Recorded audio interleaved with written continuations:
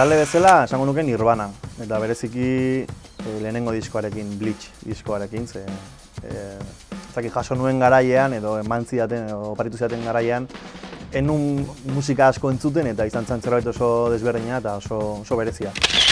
Esango nuke disko bezala Incubus, taldearen A Crow Left of the Murder. Uste nera bezaroan guk ez genuen oso, etxean ez genuen kultura musikala handia eta lehen esan duten bezala oparitu zizkidaten disko batzuk, haien artean hau, bai Nirvanarena, bai Smashing Pumpkins, Blur, Pearl Jam eta holakoak, eta geratu zaidana betirako eta beti jartzen duten hori da A Crow Left of the Murder.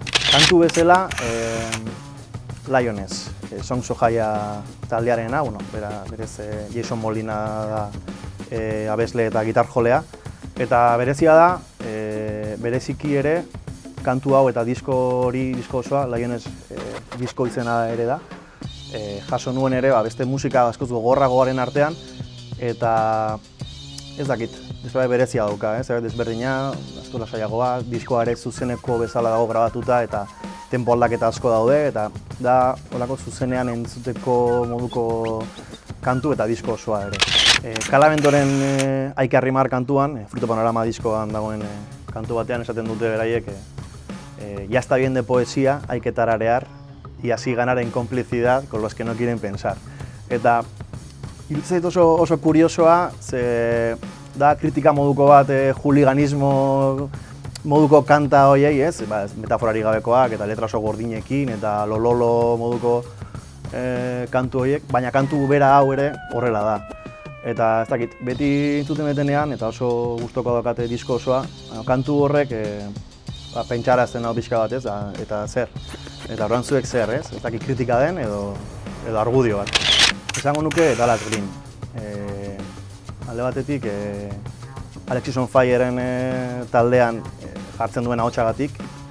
Itzazitz dala zerbait oso berezia, berak melodia ematen dio, gero beste abesleak pixkatez eskerremo roi hori ematen dio buiaka.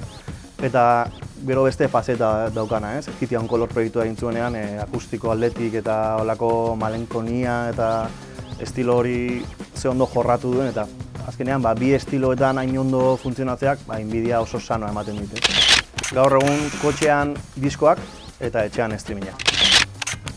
Ia esan, ez naiz leku askotan ere egon, baina duela gutxi deskubritu dut segurako irratian azpian dagoen Botika Xar izeneko aretotxo bat, ganbaran norbait dabil elkarteak kudeatzen duena, eta izan da nik uste dut eman dugun kontzerturik bereziena, azteko segurako kale txiki batean ate bat ireki eta horrelako areto bat agertzen delako, eta bestetik giroagatik, juntzen jendea bintzat hortarazi joan, entzutea eta ondo pasatzea, eta oso berezia izan da.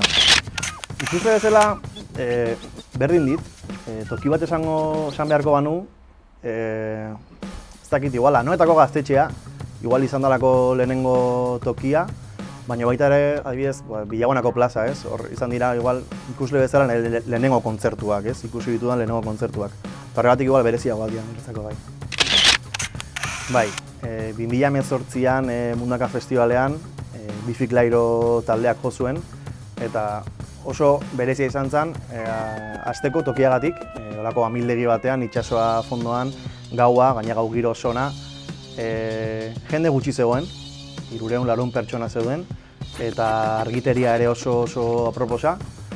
Eta ez dakit, izan zen oso berezia, horrelako talde bat, Lollapalooza bat edo Rock am Ring bat betetzen dizun talde bat, ikustea herri txiki batean, amildegi batean, eta hain gertu, ez dakit, oso berezia izan zen kontzertu hori.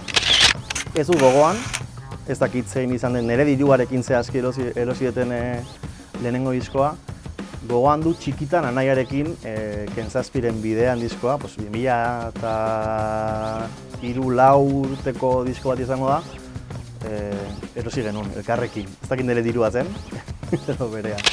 Azkeneko diskoa, Viva Belgrado, Bella Vista, azkeneko diskoa. Iparragieran ikusi nituen, etxakalterekin batera, eta berari erosita, zuzenean beraiei.